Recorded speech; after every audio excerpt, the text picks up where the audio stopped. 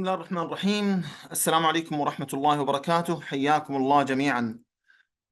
Good evening, everybody. Thank you all for being here today. Your presence reflects your commitment and interest in the vital topics that ES addresses. We are honored to have such distinguished audience. Without further delay, I'm pleased to introduce our esteemed speaker, Michael Schank. Michael is a distinguished thought leader and executive, specializing in addressing digital transformation and operational excellence challenges through his innovative framework, process-based framework. With over 25 years of experience in the financial service industry, he has served as a management consultant at Accenture and EY, empowering clients with the solutions in technology, process, risk, and spearheading large-scale business and digital transformations. Michael is the author of the book, Digital Transformation Success, in which he introduced his groundbreaking process inventory framework. This promises to be a transformative approach to achieve success in the digital era, unlocking remarkable levels of operational efficiency and strategic alignment. Please join me in welcoming Michael. Welcome, Michael. Thank you, Malek.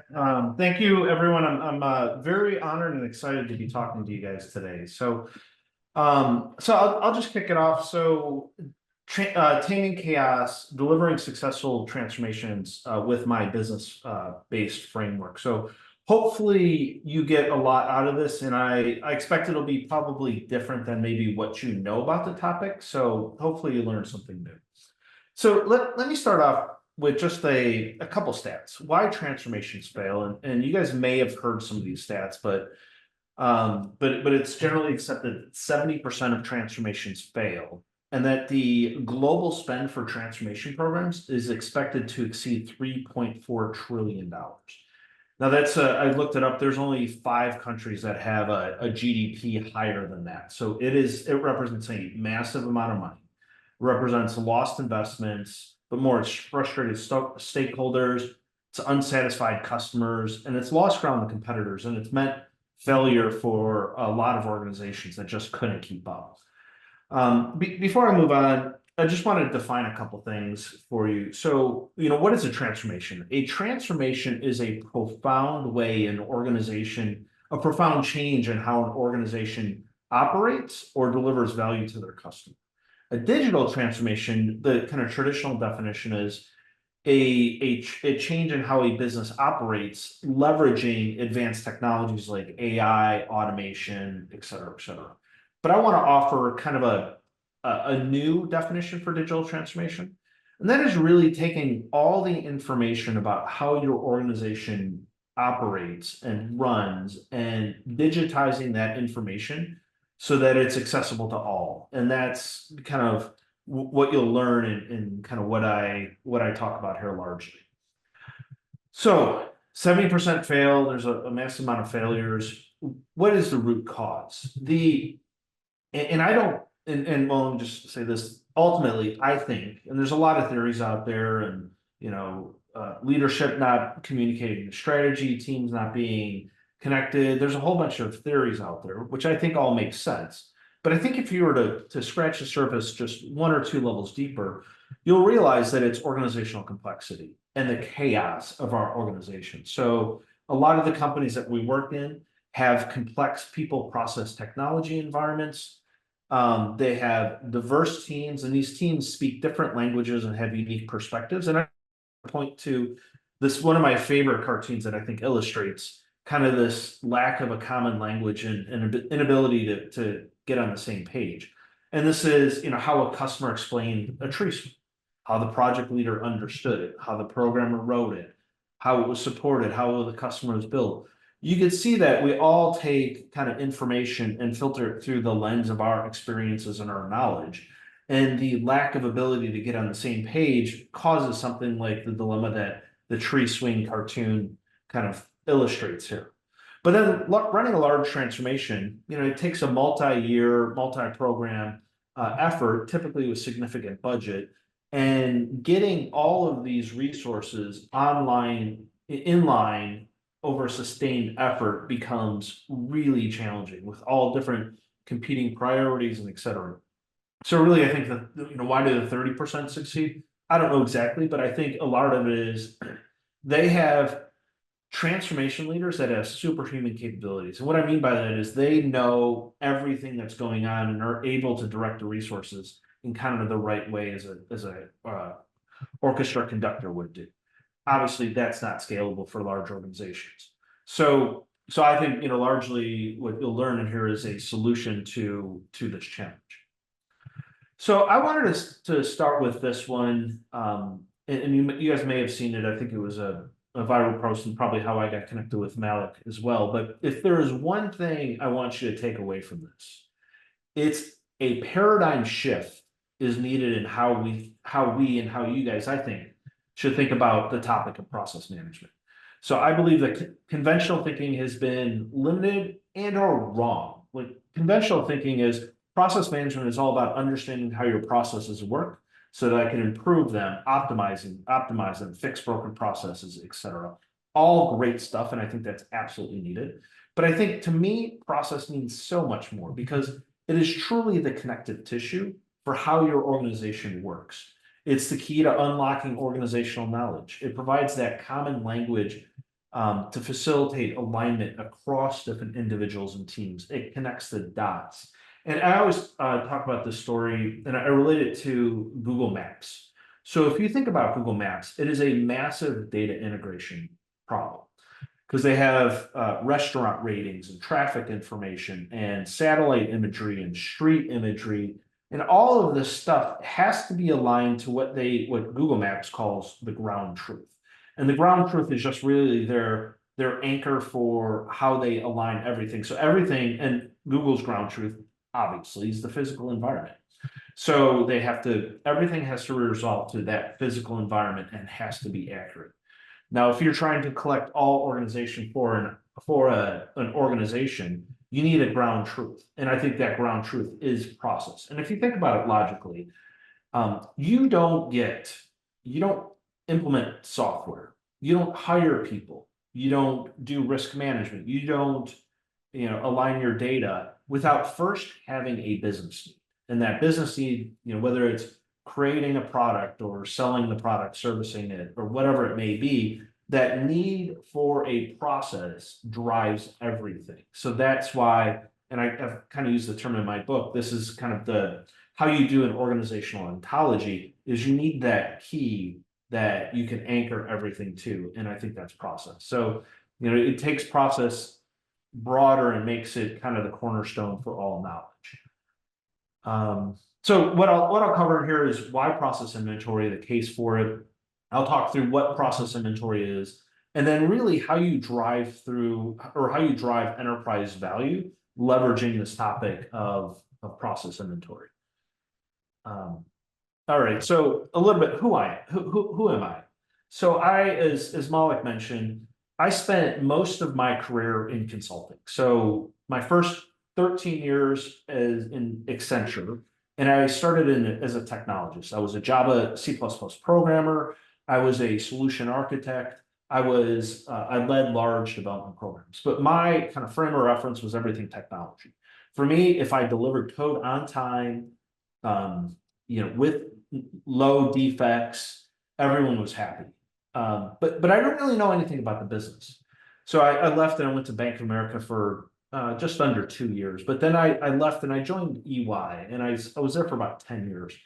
And in that time, one of my first engagements was for a large bank to create they wanted a business capability model. So we did some interviews with the business and created a model that said, here's everything that the retail bank does. And on one sheet of paper that you could drill down kind of multiple levels below.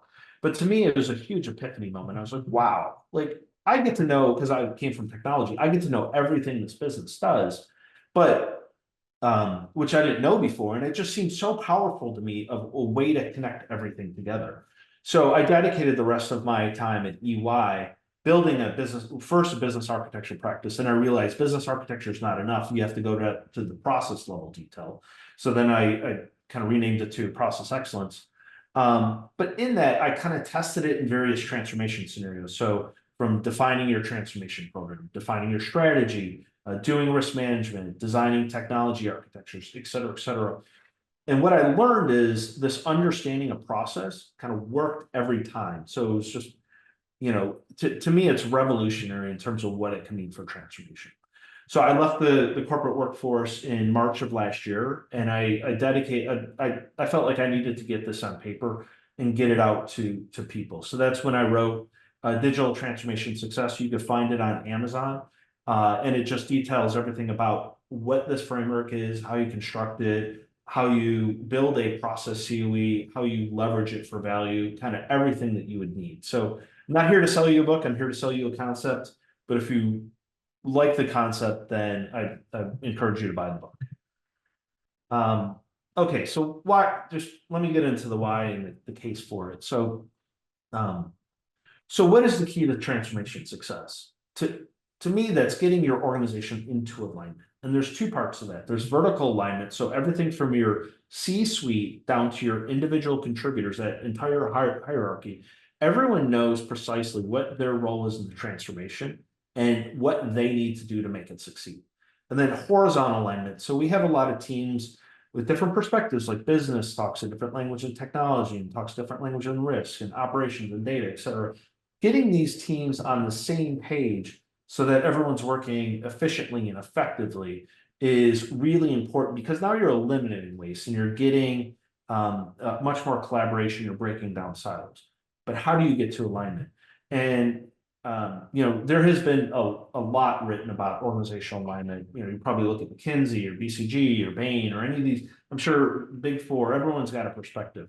But a lot of the perspectives that I read has been very soft. It's about more meetings or better communication. And I think all that's important. Don't get me wrong. But I think to get real tangible alignment, you need a common language that connects everything together.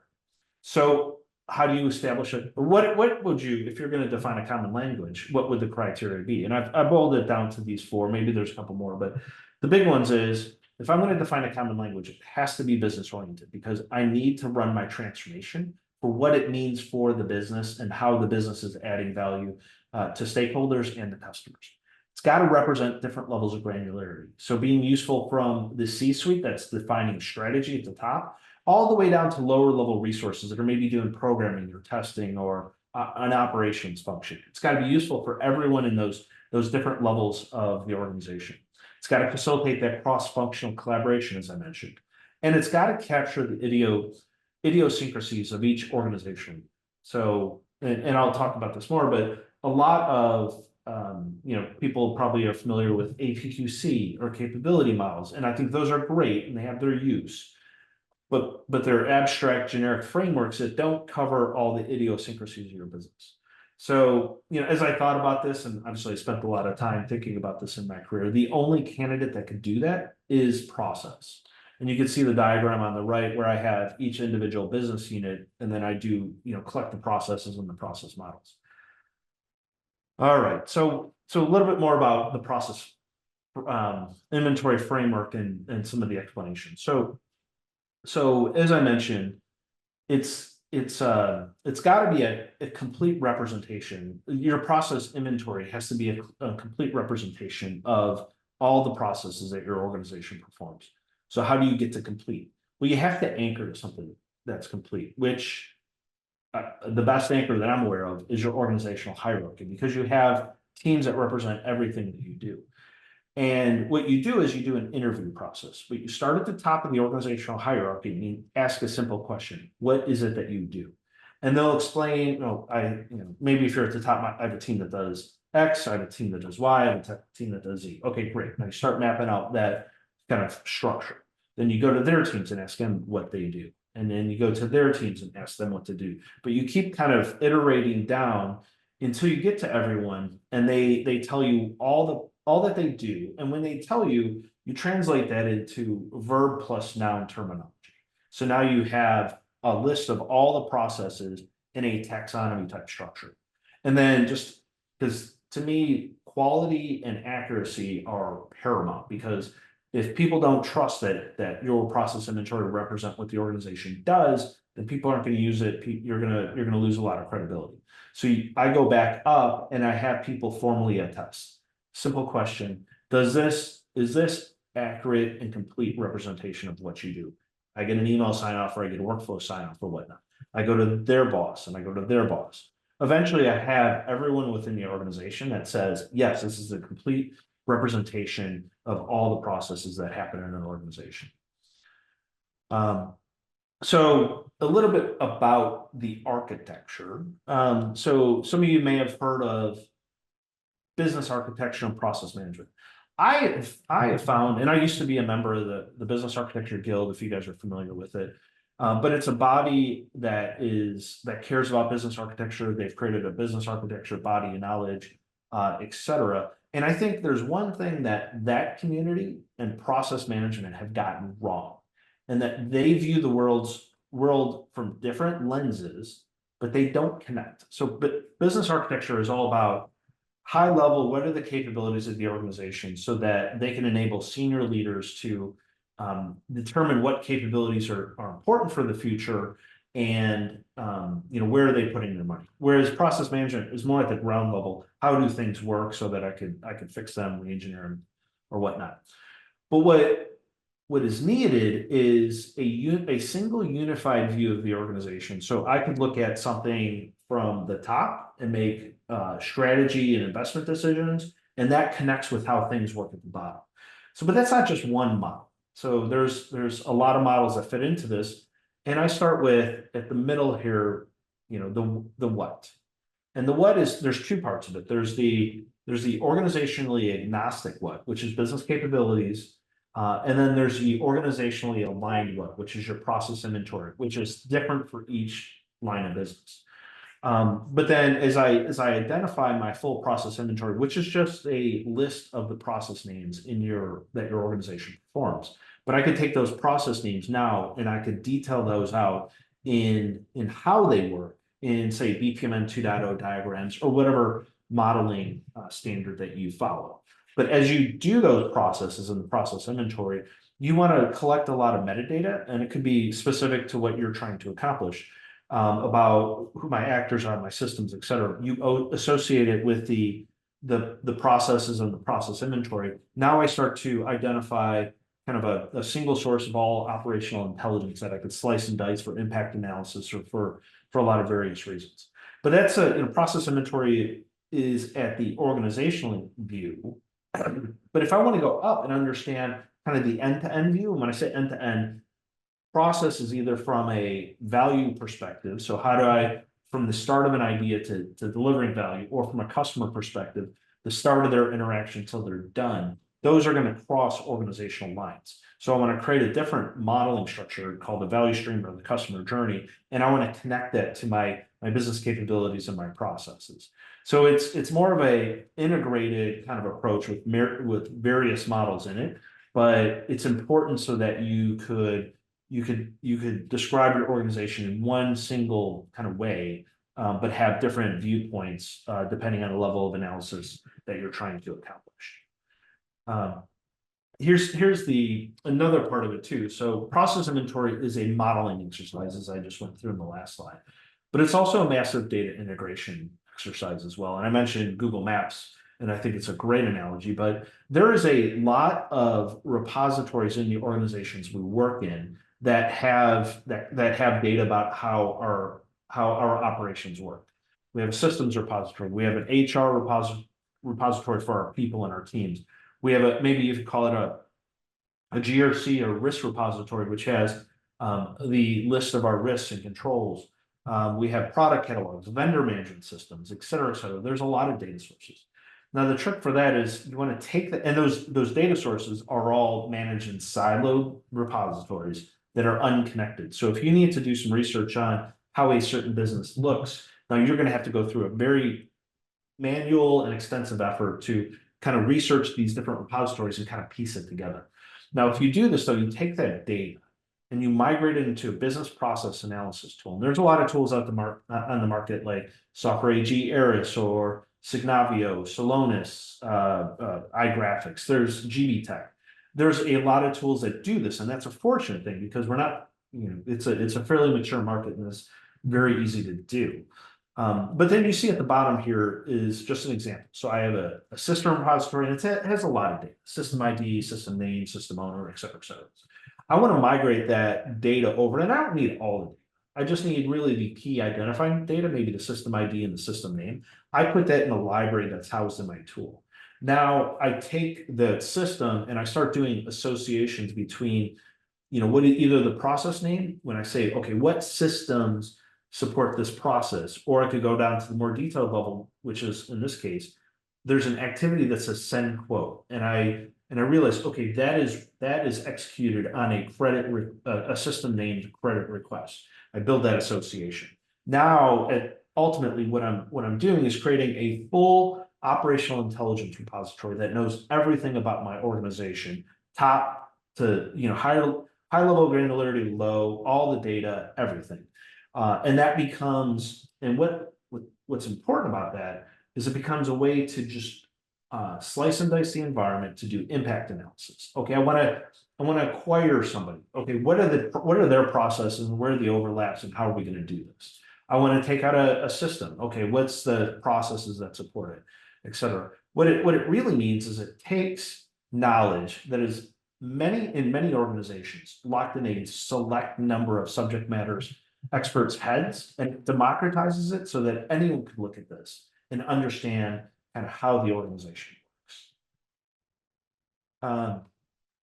Another thing about this that I think is critical, and there's probably two topics I want to cover here, but I think we're already in this future, but in the age of AI is going to be incredibly disruptive to workforces as it takes mundane and repetitive tasks away from people. And I think it's going to force our workforce into a higher level cognitive type work that requires critical thinking skills. Now, that probably seems scary for a lot of organizations, but I view it as an opportunity. And the opportunity is we could be more innovative and you could define a better, higher performing workforce if you get two things right. You get the accountability right, so you're very clear on who does what and who's responsible for what. And the second part is autonomy. And there's this model called democratized innovation. And the whole key to that is everyone in an organization has some level of expertise in what they do. Organizations need to tap into that and drive innovation at every kind of micro level. But that they've got to do that culture of autonomy, which means I'm going to allow my people to experiment. I'm going to allow my people to test new ideas. Now I'm going to understand that there's going to be a high failure rate.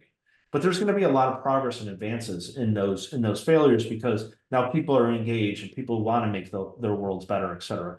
So what process inventory does is, because you're collecting the taxonomy of processes and because you're doing that via the organizational hierarchy, now I know named people across the chain. So I know, open account in this example. I know, the name of the process owner.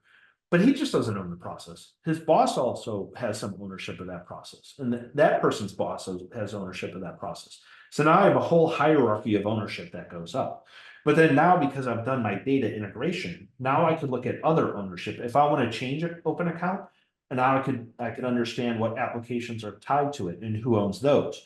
What are the risk owners, maybe across the 3 lines of defense? What vendors are there and who owns those relationships, et cetera.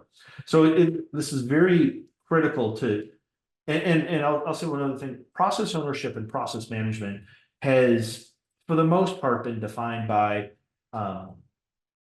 who is going to fix X process. And I think this expands it from, fixing and improving processes are really important. It's critical. But also want to have ownership and accountability for just even the day-to-day operations of these processes. I think it's important to have both.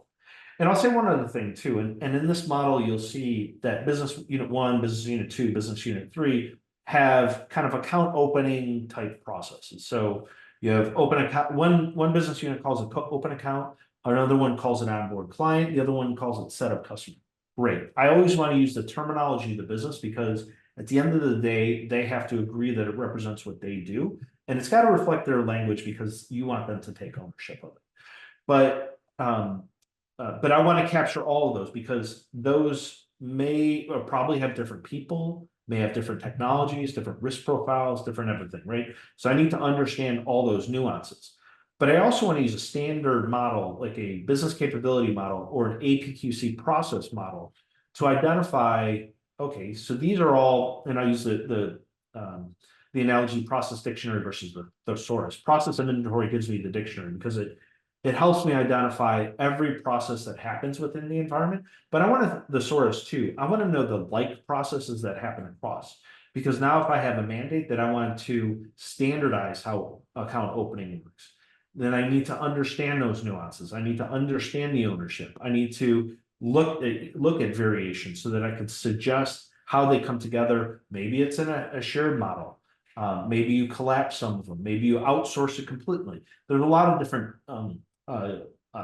solutions you could go after, but you need to have visibility and understanding of how those work.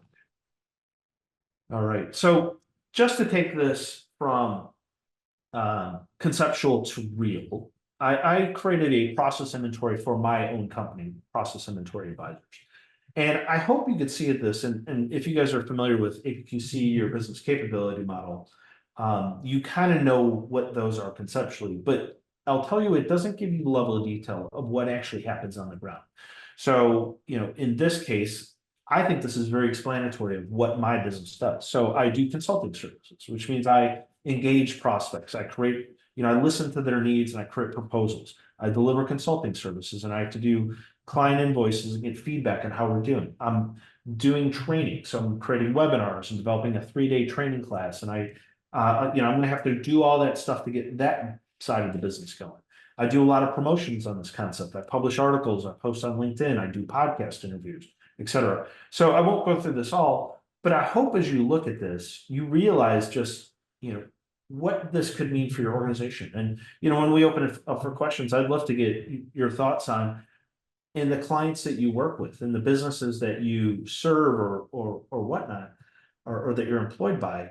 Do you know this? Do you know this level of detail? Do your business partners know this level of detail so they know where to engage you and what you do and who does it, et cetera? So I think this is, if we did this across an entire organization, having this level of transparency, if you could create it consistently and maintain it, and I'll talk through the value, it has a ton of value. All right, last, and I won't go into details on this, but I do want to touch on this because creating a process inventory, and this is one of the first questions I always get when I talk to somebody about this is, okay, that looks like a lot of work, but my organization's in a constant state of change. And how am I going to keep up with it? Excellent question, and I think that is so needed. So my quick answer to that is you need to have a governance process. So and that there's two ways you keep it up to date. One is you define a policy for at what time frame are you going to re-engage with your business partners. Maybe it's 6 months, maybe it's a year, whatever it may be. But you go back to the business and you ask the same questions. But now you have a baseline. You're like, is this still what you do? And you still do kind of lighter interview process, but they say, oh no, we don't do this anymore. We've added this team, we've changed this process, blah, blah, blah. Okay, so you get all the changes. Now you have them reattest to it that says, yes, this is still accurate, complete. Okay, now I have that part of the organization done. The second part of it is, if you think about process models, it has to have a purpose, or else we're just documenting how things work for posterity's sake, and that doesn't mean anything. But if you could ingrain this in how the organization works, the ways of working in a broad set of use cases, now it's not just the process center of excellence that has a vested interest in this remaining up to date. It is all stakeholders. So now you have stakeholders that are saying, hey, I need to do a risk assessment. Could we just do a quick revalidation that this is accurate? Absolutely. But that now makes it more of a real time. Just a quick validation, is this still accurate? Let's make some changes, et cetera. But to do all that, you need a central process center of excellence. And, that could, there's a lot of different variations for it, but I'll just go through, if you're going to create a process center of excellence, you have to think through these things explicitly. And I always typically create playbooks for my clients. that have the answers for this, but it's one single source that defines everything with this team, why they exist, what they're doing, and how they're doing it. But it starts with your strategy. What is your vision for process centered excellence? What's your value proposition? Who are your key stakeholders? The what is what, and I showed you that kind of integrated framework, but what models are you creating? How do they connect together? What are the quality standards? What is your method for engaging with stakeholders? How are you validating, its accuracy through attestations, et cetera, et cetera. You got to ask and answer all those questions and understand everything. The next one is your value case definition. So how am I using this and I'll go through a whole nother section about the value case, but I want to use this information, this operational intelligence repository, these models. I've got to deliver tangible value for the enterprise, and I've got to think what those are.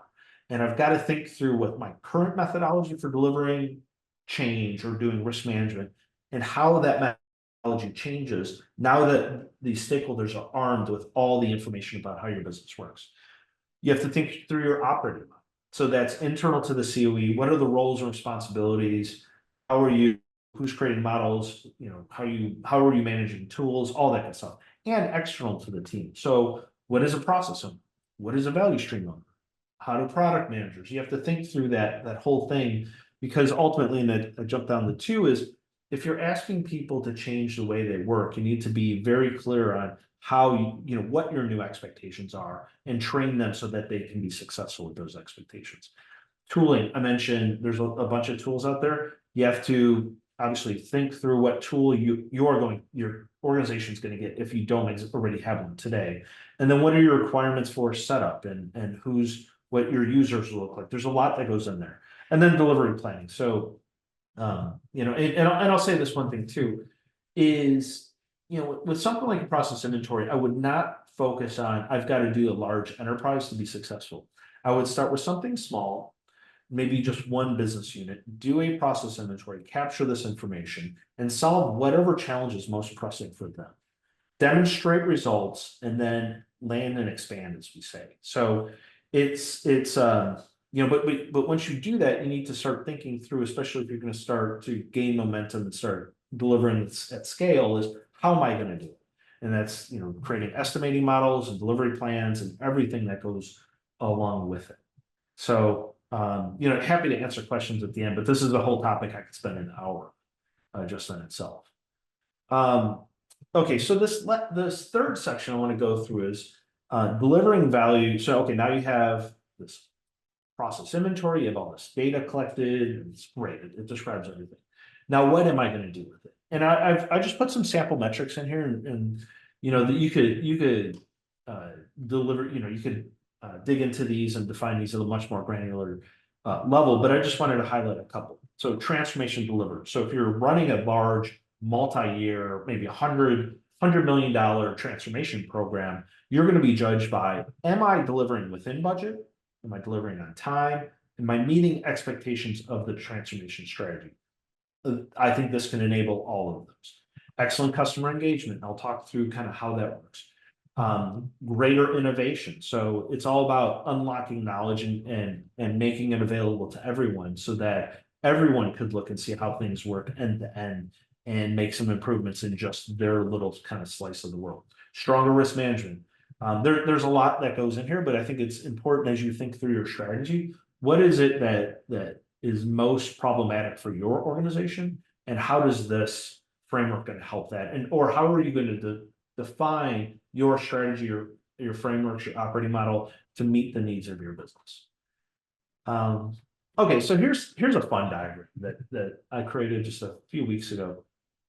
If you think about, okay, so now, and I say one framework to deliver all transformation efforts. And maybe that's not exactly true. Maybe there's some kind of nuances, but if you think about a transformation, there's a lot of different things that have to happen. And how do you keep all those moving parts aligned, as I mentioned in the earlier slide, to the goals of that transformation effort? So, and you've got to change the ways of working and arm these teams and these individuals that are leading this with this new information. So just going around it, strategy to impact. So there's probably within your organizations, there's probably a lot of executives that talk about high level, like, oh, here's our strategy. But then there's people on the ground like, I don't know what that means for me. So really all this is taking that strategy. And I have a friend that works at a software company, and his CEO was like, oh, we're going to be SaaS first. He's like, I don't know what that means. Well, that SaaS first means something for the sales staff. It means something for the marketing team. It means something for the engineering team, the support team, et cetera. So why not take that strategy and start mapping it to individual process areas and processes, so we can be very specific on what that means. But then, we could create heat maps, and then ultimately do our project portfolio, which is, okay, I know the strategy and I know the areas that it impacts. And I know kind of from a SWOT perspective where I have, maybe weak processes, et cetera. Let me do some analysis of those kind of two data points, and now go from a portfolio budgeting process that's more subjective to something that's more objective, so that you're investing the money in what's really valuable for your organization. The transformation strategy, so it's all about defining your transformation strategy, and it could be digital transformation, cultural, mergers and acquisitions, any transformation that spans people, process, technology. This will enable. You can create your roadmap and your journey. The change process. So, okay, now I have a funded project. How do I define my scope, and how do I determine my target operating model, and design the environment across people, process, technology, third parties, creating the requirements, designs, everything through that SDLC. And I'll cover more here or in a subsequent slide. Operational excellence, which is all about how do you execute what you do as a business, but in excellence in everything you do. And I'm sure a lot of you guys are Lean Six Sigma or trained in some of those different techniques. I think, to me, like, Lean Six Sigma is great in that, but I think it looks at, like, here's a small set of processes that I need to look at and improve. What this structure gives you, it gives you the ability to look at the 30,000-foot view level and say, where do I use resources across the environment? And how do I, at a high level, look at how I can eliminate waste and inefficiencies? So maybe I don't even look at that process, because maybe that process shouldn't exist, because I should move it to a shared service. I should move it to an external vendor, or maybe we shouldn't even be doing it because it just doesn't make sense anymore. It allows you to get those higher level questions before you go down to the lower levels. Enterprise architecture design. So, if I went to an enterprise architect or that was designing how technology was going to work, and said, I'm going to give you more granular information about how your business operates and what they do, of course they're going to say, yes, I would love to have it, because now I get to shape, my technology. What it could be microservices, digital twins, which I'll talk about, but now it gives me more information to align the design of the architecture to what the business needs. And ultimately that's important, because we all want an agile IT environment, because the external world is changing fast. And we need an IT environment that can adapt to the different pressures. Risk management. So this is all about, collecting and aligning your risk data to a consistent business context, i.e. a process taxonomy. Using this to clear up the roles and responsibilities across 3 lines of defense, if you guys use that terminology, but really the risk operating model. Doing risk assessments using the same language of the business across financial risk, compliance risk, ops risk, all your risk types, and then doing monitoring and reporting. So love, when we open up for questions, love to get your thoughts if I'm missing anything, or if you think I'm off on anything here. All right, so a little bit more deeper into the strategy to impact. And if you think about what a strategy is for an organization, and maybe I simplified this a little bit, but you start kind of left to right. First question that organizations typically have to answer is, what is my mission? What's my purpose? Why do I exist? And then once I have that question, what's my vision? And you always have a vision, 3 to 5 years out or whatever, because you never really get where you want to go. So you're always thinking about, how am I going to get there, et cetera. But as the C-suite goes through that, they're doing kind of the SWOT analysis. So internally, what are my strengths and weaknesses? And then externally, and I have the PESTLE framework for political, economic, social, technological, environmental, legal. So what is the external world doing? And then my Porter's 5 forces framework of what is my competitive landscape and how is that changing? And you can use different frameworks, but I just want to throw some examples. So then you're defining what is your strategy, which is how do we get there? And that could be new business models, mergers and acquisitions, creating new products, whatever it may be. It could be any combination of this, but they say, okay, this is our strategy. Now I take that strategy, and if I map it to impacted processes, and if you really just boil it down, any strategy is going to, in my view, it's going to boil down to I need to create new processes or I have to change existing processes. Now, if I could identify precisely what those are, then now I understand what resources are impacted across all technology, et cetera. And now I could have precise accountability for who has to do what. But then that'll lead into my work effort. So I could go from designing, okay, here's my program and my individual projects and how I sequence them, down to here's the individual that needs to, and what they need to do to make this happen. So it takes kind of the guesswork out and makes everything very precise. Okay, so the transforming the change process, and I have 2 slides in here which kind of define this in different takes, but okay, so now the project's been funded, and you create a charter. Well, now if I have this framework, I want to define the charter by what processes are impacted. So I can be very precise on here's the process, and I put a heat map in there. Here's the process, here's what's changing, here's the ownership of it. And now I could do my future state process design or my target operating model, where I could say, okay, here's my process inventory current state. Here's how it changes future state. I delete this process, I add this process, I change this process, et cetera. But it allows you from that higher view level to say, okay, now this is what the organization is going to look like after this thing is deployed.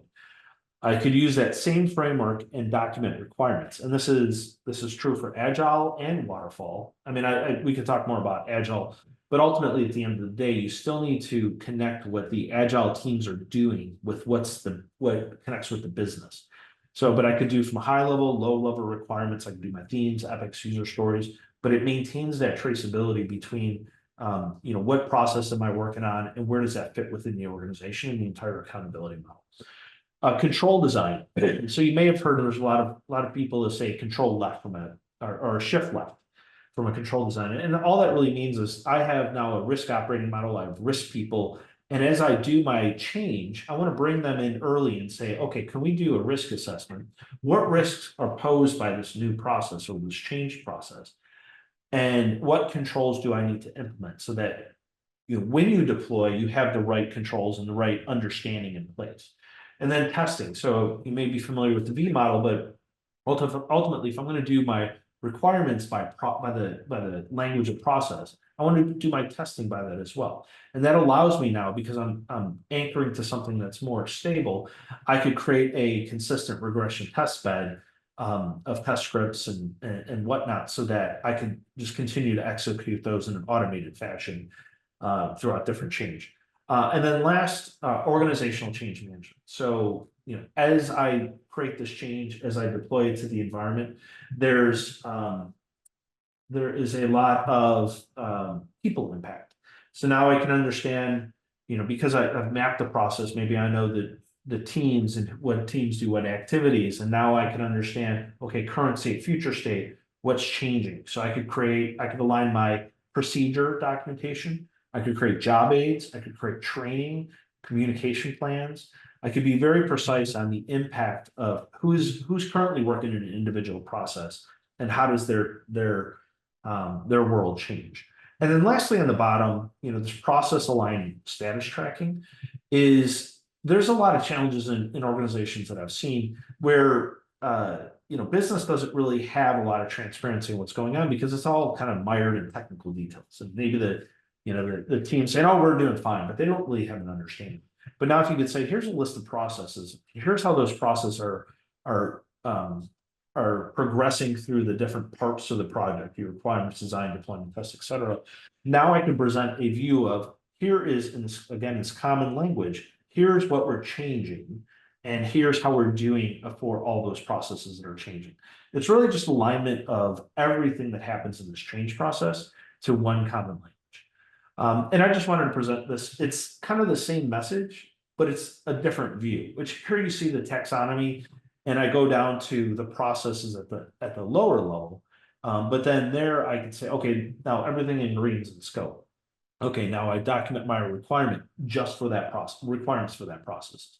I do my current state process model and my future state process model, so I could detail out how everything changes. I do my risk assessment. I define appropriate controls. I do all my designs. I write my test scripts. I do all my organizational change management. And you can see at the bottom, that's how all of these individual stakeholders across this entire kind of chain are aligned to a common language, because now everyone's anchored to this one understanding. And maybe just to give you a real example, I was early in my career when I adopted this kind of concept. I was brought into a mortgage company in the US, and they were outsourcing a couple large or significant functions to an external provider. I was at EY at the time, and they had probably about 100 people creating requirements for this thing. And they were struggling. This 100 people, the program is bright red because they didn't have any organization, they didn't have any structure. So I came in, and the client actually had a business architecture team, but we created process inventories across all of those and defined all the processes that each of these teams did. And we actually did process models for them. Now we went to the requirements team and said, okay, now we have defined the denominator for which you have to create requirements for. And we've created alignment to the owners of those processes. That structure alone took that project from bright red, a team of 100 people scrambling around with no clear direction, just didn't know what they were doing, who's on first, what's on second, all that good stuff. And it gave them a structure so that they could define a schedule. You could set your clock to how precise that was. It's hard to overstate just how powerful, and I've seen it in numerous instances, how powerful a concept like this is as you're driving something as complex as change. Okay, so customer experience. So your organizations may have a customer experience team, and that team, and I've seen this in many cases where an organization has a process team and they have a customer experience team, and they're both creating deliverables. The customer experience team is creating customer journeys and personas, and they're studying who the customer is. And then the process team is creating process models and taxonomies and all this good stuff. None of it connects. So when the customer experience team says, here's a pain point or opportunity, now they have to do their own research, even though there's a bunch of assets and process models that sit somewhere of how things work. But if you can connect those together, and the tools enable this. But now I want to go from who is my customer, what is the journey, what is their kind of from an ethnographic research perspective, what do they care about, what are their pain points, et cetera. I tie those different stages in a customer journey to the individual processes that are executed as they do that. Now I could go from who my customer is all the way down to the individual process, and all the way down to the resource that is either the source of the pain point or something that has to be changed to capture a new opportunity. So it's just another way to connect all the dots and allow kind of organization, different teams to work together to quickly get, to quickly understand what your customers need, and to quickly identify the root cause and get them what they need. As I mentioned here, so the enterprise architecture, your IT architecture, ultimately the goal is to define your IT environment to be more aligned to what your business is looking for and to be more agile. And I just listed some of the bullets on the left of the different cases of how this can manifest itself. So enterprise architecture governance. What an enterprise architecture team usually has is a target state model for what the IT environment needs to look at or look like. But then you have individual projects that come along that are like, okay, I need to purchase this system, or I need to do this design, or whatever it may be.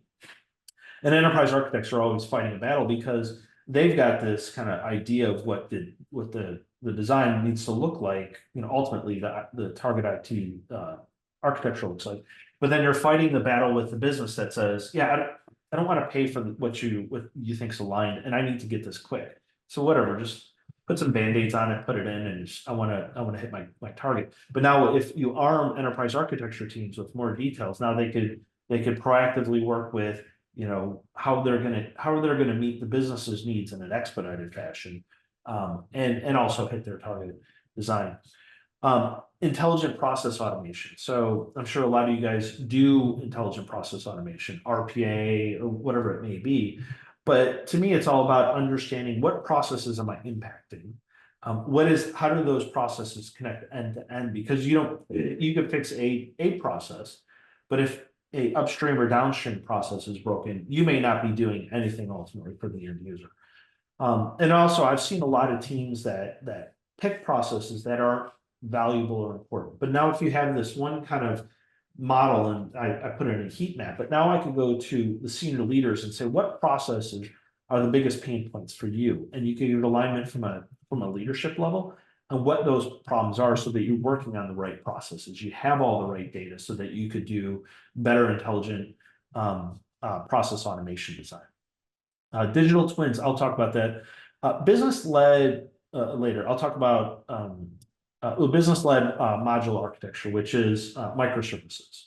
And what is a microservice but a smaller granular kind of API that serves one small business function?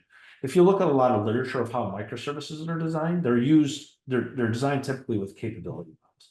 But what if I could give you more granular information about how those actually look, or how the business actually works on an individual basis? Now, those microservice designers can have much granular details and define those in a more business aligned way.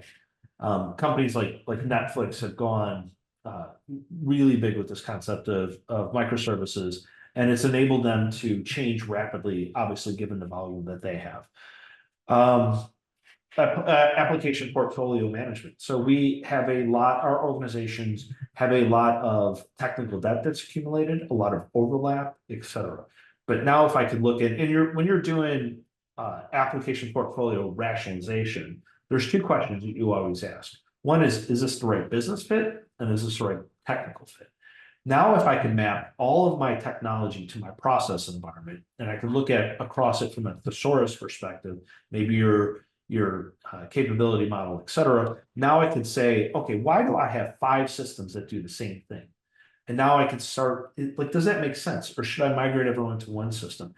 It gives that application portfolio team more visibility into what businesses or what processes our applications fulfill. And then ultimately, so they can make better decisions. And that kind of goes to our enterprise architecture governance as well. The last thing I want to point to is your process IT transparency. Now, we're creating a process taxonomy that goes from top of the house all the way down to each individual process that is created. So that gives you traceability across the organization. But now if I do create a process model and I have an activity in that process model that's called calculate terms. Ultimately, process modeling is just from the user perspective. So, okay, I click this button that says calculate terms. Okay, great. Now that gets fired off to if you use the the analogy of an iceberg, it kind of goes under the water there's a whole bunch of things happening. So that, triggers an event in your IT stack, and it goes to, and now you can create a system sequence diagram, and it goes to credit requests, and it goes to middleware, and it goes to an engine, and goes back and forth. Now I can understand the tie between my process and all the APIs and all the business rules that happen underneath. You may not do that for all of your technology, your APIs and whatnot, but for your ones that are problem childs, this could be a valuable tool to really give a lot of transparency between the relationship between process and IT. Microservices or AI-powered operational intelligence.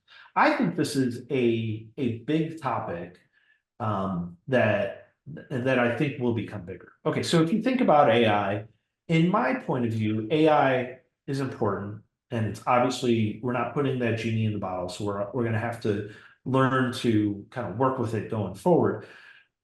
But AI is in the periphery of processes. And what I mean by that is I could take an email and I could put it in ChatGPT and it could help me rewrite it. I could put contract terms in there or a contract in there, and it could tell me if those terms are favorable to me or not favorable to me. It's that, to me, that's in the periphery because it's not in the core of what my processes are. To take the next leap, you need to educate AI on all the idiosyncrasies and all the nuances of your business. And I mean, all the inefficiencies, all the overlap, redundancies, where the dead bodies are. If you can educate AI on all of that, now and now it could analyze everything in your environment. So where do I have customer pain point issues that are unaddressed? Am I being efficient with my cost and my resource utilization? Where do I have quality challenges? Do I have risks or where am I not compliant with certain regulations that are really important? You could ask and answer any of those questions. So to do that, you need to create something called a digital twin. So a digital twin is a virtual replica of the real world environment. It's used a lot in manufacturing because it's physically tangible. And in manufacturing, you have maybe a factory, and station 1 does this, and station 2 does this, and station 3 does this. Great. So you build this digital twin so it knows kind of what all those stations and layout of your manufacturing floor are. And then you build data feeds that come in. So a lot of maybe IoT or whatever data that comes in. So now AI is kind of analyzing all these signals and saying, okay, where there's problems or whatever level of analysis you want to collect. So, but what if you're dealing with a non-physically tangible environment? I came from banking. There's nothing physically tangible. It's all offices, it's all virtual type stuff. Well, the same thing holds true. You still want to model that environment and you want to model it complete. And you want to make sure you have every nuance, et cetera. So you have to do something like a process inventory. And I think process inventory is the answer to it. I need to understand every single process in the environment. I have to align all my operating data to create this digital twin. Now, if I could use the process names in my process inventory taxonomy and propagate it to the original, the sources of operational data signals. So my transaction processing system, my complaint system, my risk catalog, I want to propagate that everywhere. So now as signals come out from them, I have a consistent naming, a data label standard, and the digital twin, I forgot to mention, it's all backed by AI, obviously, but it could do any of the analysis that you need. I think this is kind of one of the most exciting things to come out of this. Is this could ultimately change how organizations run in a very kind of massive way. I mean, it's hard for me to kind of describe exactly what this means because I'm so excited about what this topic can mean. All right. This might be my last topic. Yeah, is risk management. So I came from financial services, which is probably one of the most heavily regulated industries. And I came from Citibank, and I write about this in my book, but Citibank was under a $400 million consent order. The regulators basically looked at them and said, your control environment is extremely weak, and you need to address this. And this is, I found this publicly, but they were stating that they had a transformation program to address the consent order challenges. And they were publicly reporting they had 30,000 people working. Like that's a massive. And I just saw last week they were fined another 130 some million dollars because they weren't making progress on it. Ultimately, and Citi's not alone. I think this is for any organization, financial services, or anyone that's dealing with a lot of risk challenges, compliance challenges, et cetera, is ultimately what's missing is getting alignment with detailed business context. And if you think about it, and I put a kind of a data model to the right, but any GRC repository or any risk repository has at the most simplest has 4 things in their data model. What are my processes? What are the risks on my processes? What are the controls on my risks? What are the monitors I need on my controls? So it's kind of a one-to-many relationship where everything kind of expands out. What most organizations do when it comes to risk management is they use one generic taxonomy that covers all of their businesses, like an AQC process classification framework. The problem is when individual business units do their risk assessments, they look at it and say, my business doesn't look like this. I do a bunch of other things, but they have to use it. So they do some interpretations. Well, I think this kind of means this, and this kind of means this, and this kind of means that, et cetera. So there's a lot of interpretations that go into the data itself, but then the different interpretations will span the first level the first line of defense, which is the business. The second line, which is aligned to the risk types, i.e. op risk, compliance risk, resiliency risk, et cetera. And then the third line is your IT audit. So now all these different actors are looking at that in a different way. And as you can see, I put some stats in here that ultimately the challenge with risk management is 84% of CEOs are concerned about the data that's coming out of the risk management function because they have to base decisions on it. And the quality issues are pervasive. 74% of respondents in another survey said it was a challenge to maintain reliable non-financial risk data. So I really believe if you get your process inventory right, you understand all the processes that happen throughout any business unit or any parts of the organization. Now you bring that into your GRC, you anchor to this. Now that makes this much cleaner from a from a risk assessment perspective, for really all risk types. And let me actually cover a couple other risk types. So ops risk is what do you do in the normal course of business that generates the risk that you need to control for? That's easy. Compliance risk, that's another day.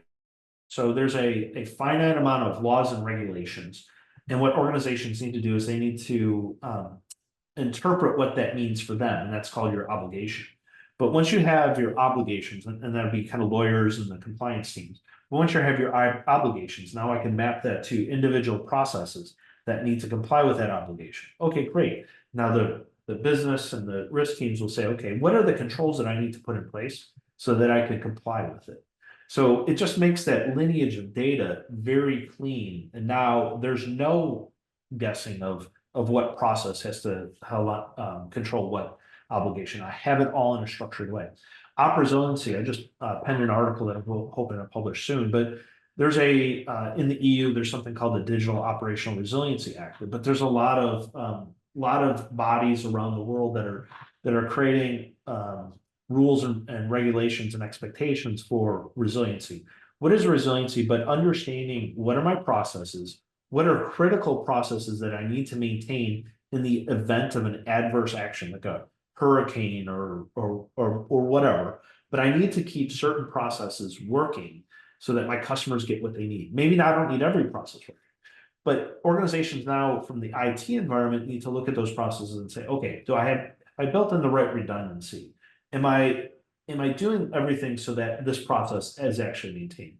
And your risk teams could test it, and you could define your incident management all through that approach, et cetera. Third-party vendor risk management. So if I have all my and there's been a lot of vendors that had data breaches. There's a lot of high-profile ones, and I think what some organizations don't realize is that when I outsource something to a vendor, I'm not outsourcing accountability to that vendor. I'm just outsourcing the work. I'm still accountable, which means I need to understand what my vendors are doing and making sure that they're putting the right controls to keep me, my customers, the market safe.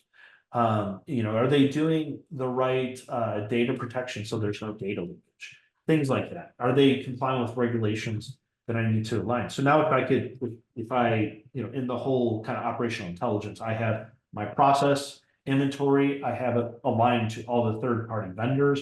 Now I could start putting controls on those processes and have it all in one kind of structure. And then last is just another slide which shows kind of an example. So here I have a simple process inventory in the diagram on the right. So I have retail banking branch, originations, open account, but you can see I'm placing almost like poker chips. Here's some operational risks, and here's some compliance risks, and here's some business continuity risks. But I'm using the same framework across all stakeholders. Common theme is one language across various stakeholders to get everyone aligned, but I'm using this one language to do all my risk assessments, and I get my first, second, third line of defense all aligned. And I would actually extend further. It goes to external auditors could use this, and you could share this with regulators. So, hey, did I interpret that regulation correct? Did I put it in the right process, or help me out here if I'm interpreting that wrong? I think it really can fundamentally change, especially for organizations that are struggling with risk management. It could fundamentally change kind of how they operate and how they're keeping their processes and their customers safe. Okay, last slide, and then I'm excited for questions. I just want to close with this, and I always close with this, and this is this will take an investment. It will take leadership commitment, because you've got to get a lot of people, not a lot of people, but you got to get people on board with doing this. It takes, you've got to build a team. That team has to have discipline to make sure that I'm doing this in a quality way. I'm getting the information I need. I'm doing, I'm creating the right standards, following. There's a lot that comes into place with it. But to me, organizations will pay a price for their complexity. They will pay a price for their chaos. The only question is, do you want to pay upfront and organize your data in such a way that it's useful for the entire organization? Or do you want to pay in the back end when you're scrambling to respond to a regulator and you're piecing all this information together? When you are having customer complaints that you're trying to triage? When you're doing a large transformational program that's off track and off budget and is missing timelines, and you got all the leaders are kind of screaming at you, you're going to pay either way. The question is, are you going to put the investment up front to make this, to follow this right approach, or are you going to pay afterwards? Simple question. So with that, I would love to open it up for questions.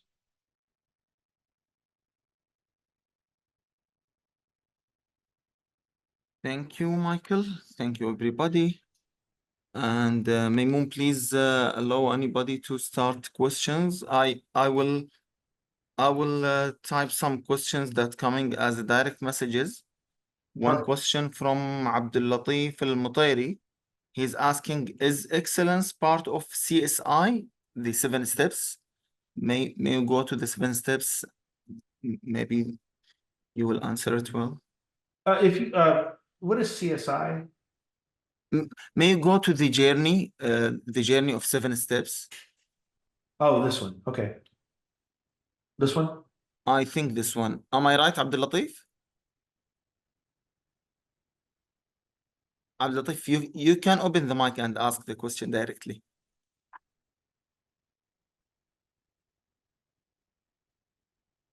I'm not sure if Abdul Latif is hearing us. Okay, let me take the question of Osama. What's the difference between business capability model and the process inventory? That is a great question, one that I get all the time. So business capability model is an organizationally agnostic model.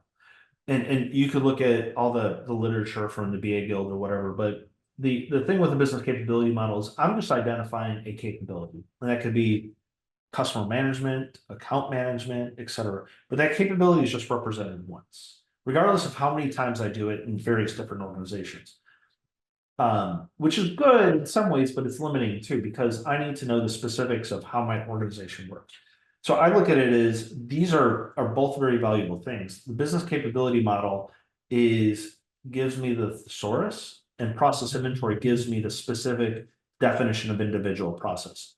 If I could tie those things together, now I have the best of both worlds. I could look at what are my capabilities in the organization, and then how does it tie to the real world? So if leaders say, I need to invest in customer management. Okay, great. Where do we do customer management processes throughout the organization? So it is a great question. I do think there's two different things. They each add value in their own way, and the real benefit comes when you tie those two together. Okay, I have also a direct question from Bashair. Process strategy, is it part of organization strategy or the transformation strategy? It is it's a great question. It was organization strategy, or what's the second one you said, Malik? Transformation strategy. Transformation strategy.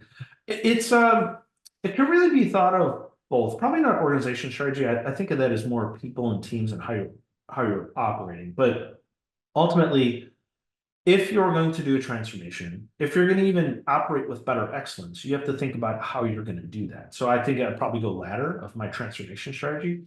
And that's where you're going to say, okay, how am I going to do my transformation? And hopefully organizations come to, I'm going to drive this through this process lens, through this business oriented lens, really.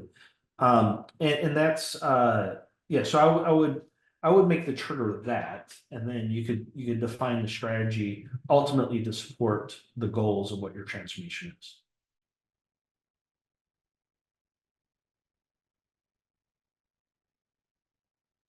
Okay, we have iPhone here. Go ahead.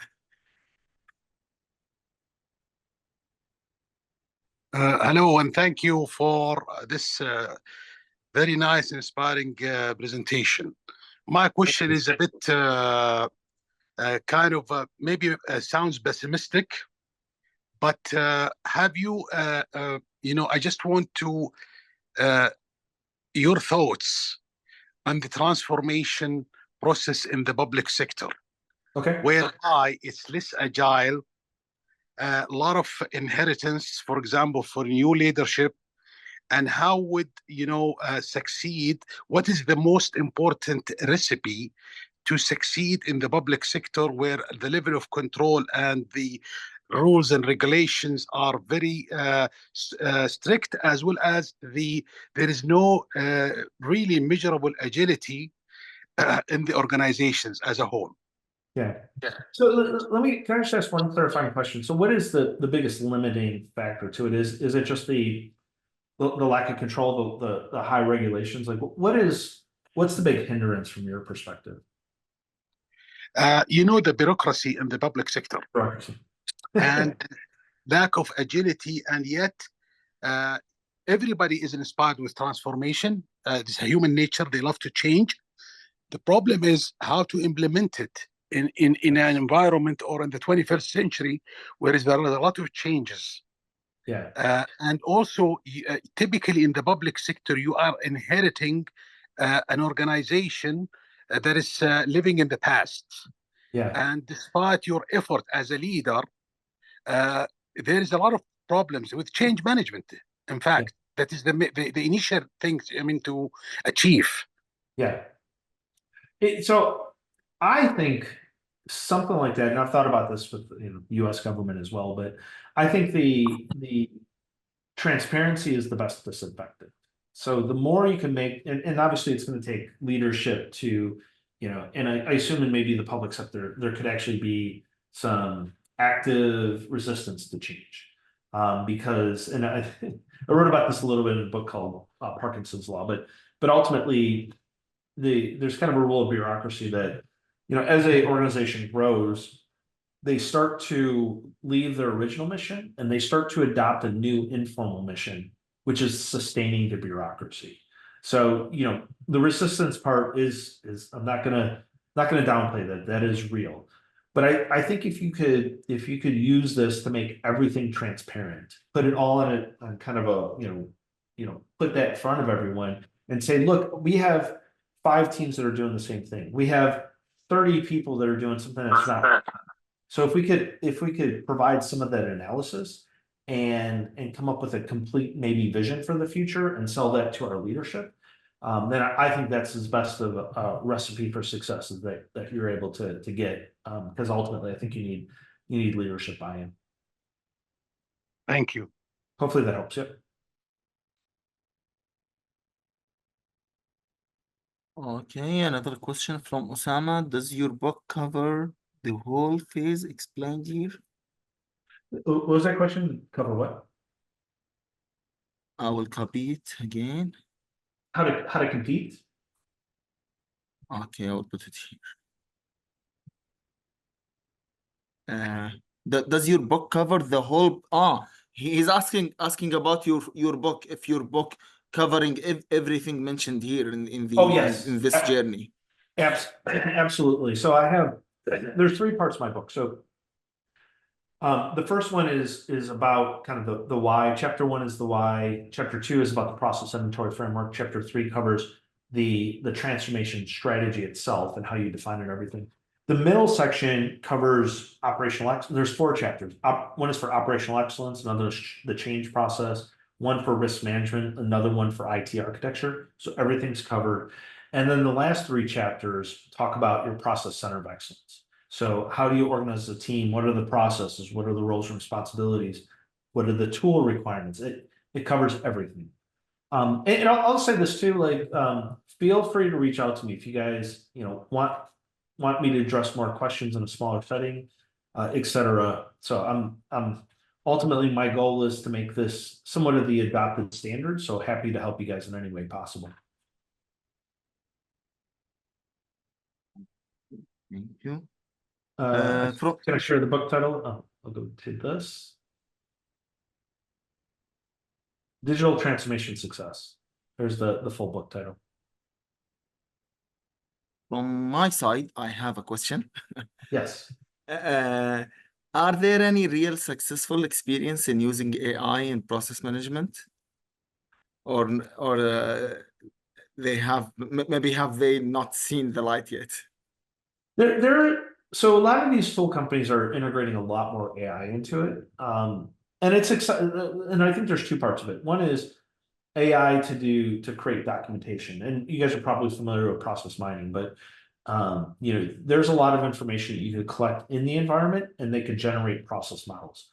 I think this digital twin, though, to me, which is the most exciting, I think that is still something that I have not seen at scale, but I think it's conceptually sound. I can't find any holes in it. We just need to find an organization that's willing to take it on, at least even at a small level, to show just how powerful this could mean in terms of how an organization operates. And I'm working with partners to develop the concept more as well.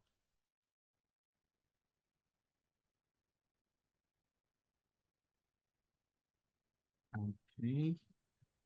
From Fadwa asking if we can have the copy of the presentation. Of course. Malik, I'll send it to you, and then when can we Okay, expect the second session? Whenever you guys want to invite, have me back for sure. Okay, thank you. We will share it with you. Another question. Okay, Let me ask I a have. question to the group, and Mm. people can drop it in the chat. Does this resonate Okay. with you guys? Have I talked about some of the challenges that you guys come up against? And you could drop it in the chat.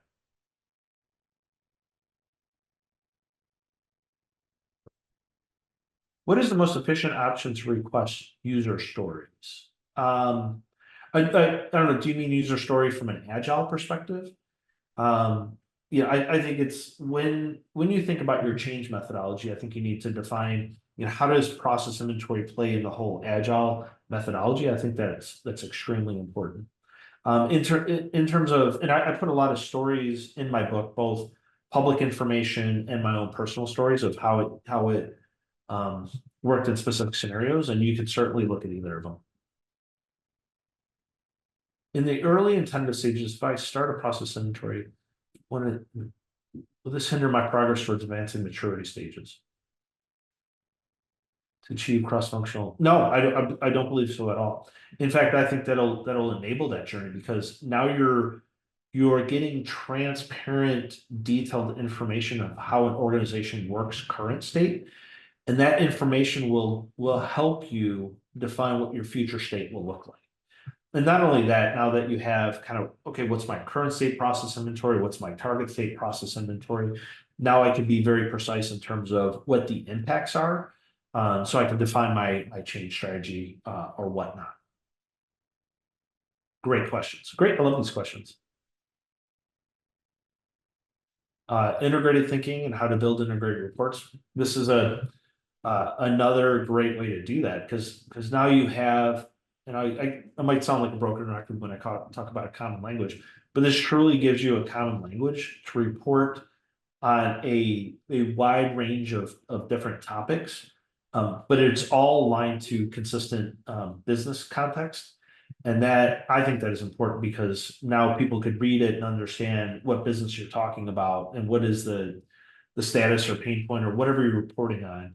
I think it draws that connection, which I think is really critical.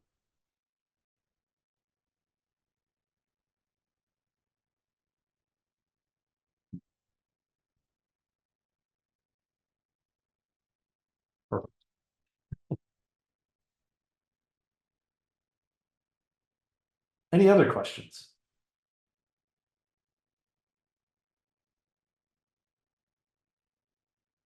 The Agile Manifesto, great, you guys are asking great questions. Yes and no. I don't want to, I know the point of Agile is you assemble a team and they don't necessarily know what the answer is. So they're kind of working through an iterative process of, maybe I put this button here, does it work? No, do I put it there, right? They're kind of iterating. And I think that's great. I don't think this should not change anything from a core Agile perspective. But where I think it's important is there's a couple things. One is if I could give you a repository of information for how everything works today, that is obviously useful for an Agile team to understand all the connections, where the technology is, where the people is, et cetera, so that they're armed with the right information as they iterate. And then two, I think, and I've been in large transformation programs where they try and do Agile. Well, they'll have, hundreds of or whatever of different Agile teams working on different parts of it. Well, ultimately that like their individual outputs have to connect together for what it means for the business. And this kind of one taxonomy shows how things connect together so that you could deliver a large transformation or a large solution through kind of disparate Agile teams, but you're still maintaining that connection so that you deliver a proper solution at the end. Excellent questions.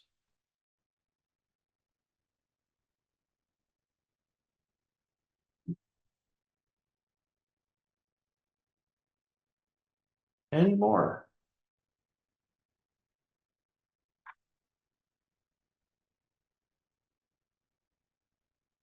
All right.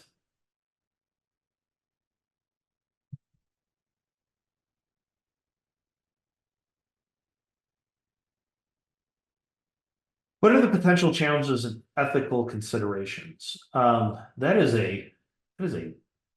a big topic of AI and BPM. I'll tell you, the thing that probably scares me is it could take a lot of human jobs, and I'm probably not alone in that. And I'll say something scary. Like I could see software development happening without any humans, and what has to happen for that to occur?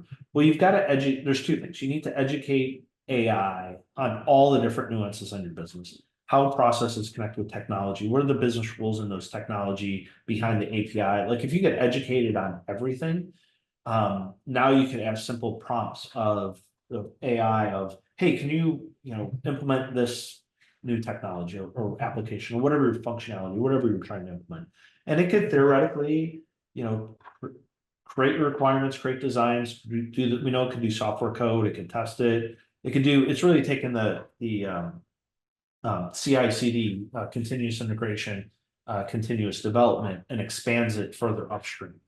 And so that's one condition. The second condition is you need a proper structure of your process or language so that AI can create all the right things.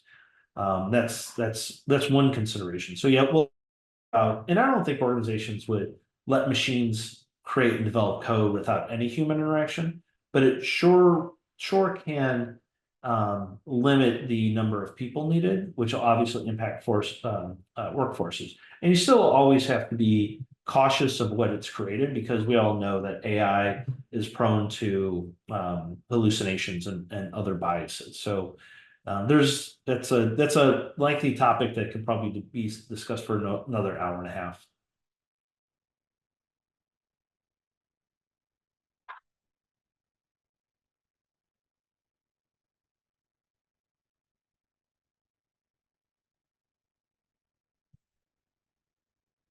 Okay. I'm not sure if there is any other extra questions. Here there is a question from Abdulaziz. How do I gain the interest of my organization when collect business requirements for developing the strategy? I'm not sure if it is related. I think so. Hopefully I'm answering this right, so he could jump in if I'm not, but ultimately at least in the US, and I was in financial services, but a lot of organizations invest a lot of money in this concept of process. But I think what people are missing is a vision for how to do it right and how to connect it to enterprise value. I think that's where I'm hoping to achieve with this book is here's a full vision for how you could do all this stuff. And I go into great length of detail. So, hopefully when you're talking to your leadership, give them that vision. But then I think the second part is always start small, deliver value, get some quick wins. And so maybe just do one small organizational unit, tackle whatever challenge, and then, do the kind of show, don't tell methodology where you're showing leaders like, look all the magic that happens with this. Let me expand. And I think 9 times out of 10, if they're aligned with the goals, then they would let that happen. How can risk be identified when designing procedures? Another great one. So I've been in a lot of organizations where procedure documentation is all over the map because it doesn't align to how you document procedures doesn't always align to what your processes are. So in this vision, I would take that process taxonomy and I would define individual procedures by processes. But now, because I have this one structure, when your risk teams, your first, second, third lines of defense, and I'm not sure if you guys use that terminology, but your risk teams will identify, here's a process, here's the different risks that could happen. I could score the risks and that could prioritize what controls need to be implemented. So when they define those controls, ultimately, especially if there's human procedure as part of those controls, those tasks and activities need to go into the procedure documents. So it really just creates alignment between the risk teams and then the business that has to write the procedures, and ultimately the end employee that has to execute that process. Just complete alignment across all of those.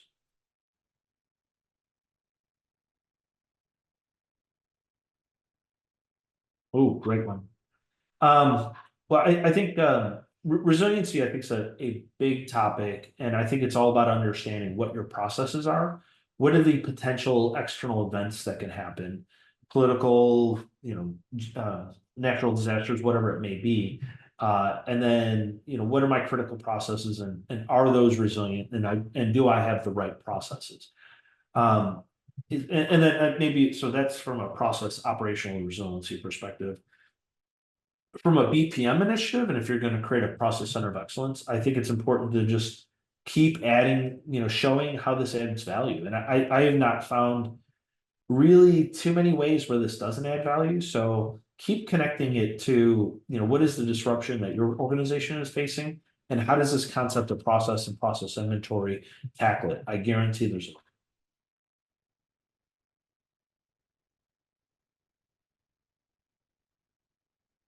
excellent. Well, I know we have 2 minutes left. I just want to thank you guys again for this time. It has been my pleasure. I hope you got a lot out of this. And I'll just summarize. Connect with me on LinkedIn. I do post frequently about a lot of these topics. Purchase the book if you're interested. It's on Amazon. And you can always find me. My company website is processinventory.com. So feel free to reach out in any way. Happy to join in more discussions. Happy to help your organizations through whatever transformation needs you need. But ultimately, I want to thank you again. And this has been a complete pleasure. And I hope you got a lot out of this.